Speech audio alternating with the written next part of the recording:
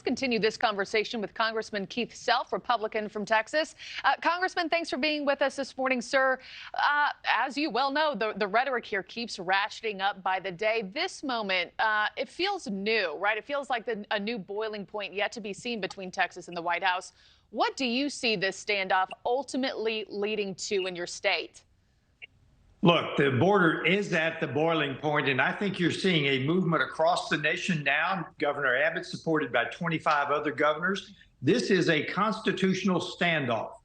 Texas has the right to repel an invasion if the Biden administration fails, which they have failed miserably.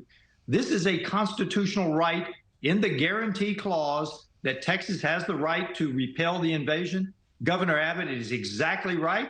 And I think the governors will prevail in this because you cannot nationalize 25 states' National Guards if we all band together and do this together. Yeah. And I wanted to get your take on that because some of your Democratic colleagues now want the feds to federalize the Texas National Guard, including Texas Congressman Joaquin Castro, who called on President Biden to establish sole federal control of the Texas National Guard.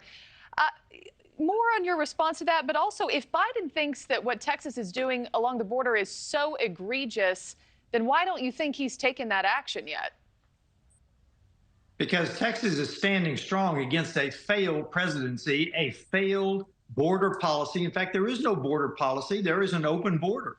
The entire nation knows that the border is not secure. 8 million people cross it. Somebody has got to stop this, and Governor Abbott has stepped forward to do exactly that. Texas will lead in this matter. And frankly, the Democrats want a autonomous, all-powerful federal government. That is their stance in every issue. So the border is no different. We want states' rights. We want states to have the authority that they have under the U.S. Constitution and able to exercise it. Mm-hmm. The other thing I'm curious about, have you talked to those who are actually patrolling the border? Because I was thinking about this as this was all kind of breaking last night. What kind of predicament is this causing among those who actually are patrolling the southern border? You have federal agents, you have Texas National Guard soldiers. Are they all, I don't know, pitted against each other now, not knowing who to even take orders from in this moment? I think the Border Patrol agents, I was down there about 3 weeks ago, down at the Del Rio sector, and I believe the Border Patrol agents themselves support this because during the tsunami of probably a month ago, there were 0 Border Patrol agents actually in the field doing their job. They were all in the office doing paperwork, trying to process the hundreds of thousands of illegal immigrants across the border in December. This is an untenable situation. And I think other than the failed Biden administration, Secretary Mayorkas, I think most people realize this is a national security threat. I've spent a lot of time at the border myself. I never met one agent who would want to cut down the razor wire or any sort of barrier and make their job harder on a day-to-day basis. My last question for you, Congressman. Do you worry at all, though, that Texas's actions here will set a precedent where states ignore the Supreme Court, they ignore the White House, and they just go on their own, on all sorts of other issues, say abortion moving forward? Does that concern you at all?